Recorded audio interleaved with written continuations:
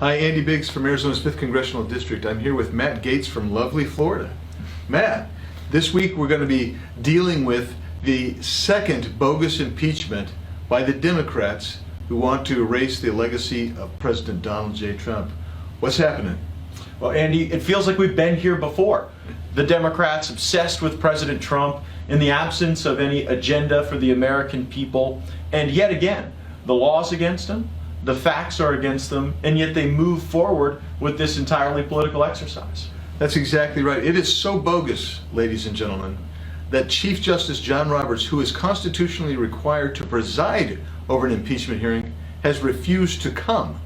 How can it get any more illegitimate than that? Well, unfortunately, the Democrats are just using impeachment as the new political tool. You know, impeachment was something that was really reserved for high crimes and misdemeanors. Now it is being deployed when you don't like what the president has said, whether that's to a foreign leader or during a speech. And I think that getting into the factual elements of the president's actual remarks will provide the greatest lift for his defense. He wanted people to be peaceful and patriotic. Those who breached the Capitol were neither. And if we're going to get into the business of blaming politicians for their statements that, unbeknownst to them, cause harm to others, where's the impeachment of Bernie Sanders? I mean, he had someone that was one of his followers that was out there shooting at Republicans on the baseball team. So, you know, I think that we've got to apply a little sanity here. And I also think that we've already seen the acquittal thanks to the brilliance of Rand Paul. You know, Rand Paul forced senators to take a vote. My assessment is that an acquittal is a legal certainty now, and yet this is all just about sort of the imagery of yet another impeachment.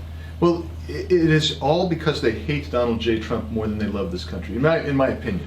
And he did a great job, and they want to erase all of the success that he had. I mean, that's why we've had so many Joseph Biden executive orders. But I want to ask you a question, too. Schumer has already said, because he's anticipating, as you say, there's going to be an acquittal at this trial for the impeachment. But he's already said, I'm okay with now moving to censure if we don't get the conviction. Yeah, sort of impeachment light. Exactly. You know, if impeachment's not the right thing for you, maybe impeachment light. When will these people stop focusing on Donald Trump and start focusing on the American people? You know, here you've got Democrats, I think, unwilling to work with Republicans on any sort of coronavirus response. They're slashing away at the reforms to our immigration system that you and I advised President Trump on closely. We saw the positive impact at the border from President Trump's actions. They're trying to do away with that. You know, when are these people actually going to build something up rather than just seeking to tear everything down and destroy and restart and then try to slander the president? Well, I don't think it's going to end anytime soon. Not until their donors and their base says, you know, we've really had enough. But, you know, Matt, we're going to be here next week, you and I. We're going to be reporting to these people as often as we can about what's happening. I want to thank my very good friend, Congressman Matt Gaetz from Florida, beautiful Florida, second in duty only to suburban Phoenix, which is what I represent. So I appreciate everything you do, your leadership on this thing. Because, you know, at some point they'll read the Constitution and say, oh, we can't impeach a former president. We can only impeach a president. But they aren't going to buy it.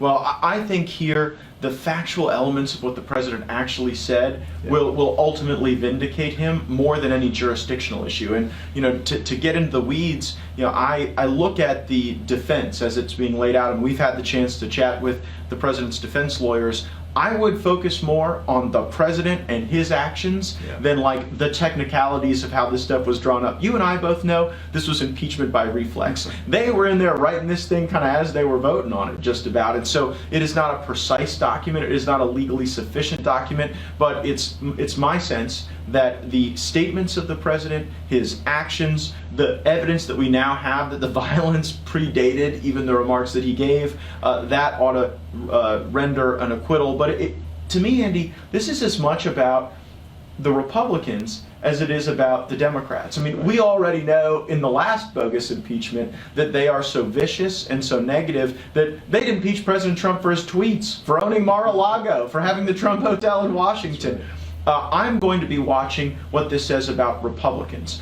You and I are fighting every day in this town to make sure that the America First mantra survives within our party. And we see that while that's very popular out in the country, Here inside the 8 square miles of Washington, D.C., the establishment is trying to reconstitute power. And I think some of those establishment Republicans might try to use this impeachment trial not just to try to smear the president, but to try to smear his voters and to try to smear the America First energy in our movement. So let's do all we can next week to hold them accountable as well. Absolutely. Thanks, Matt, and thank you.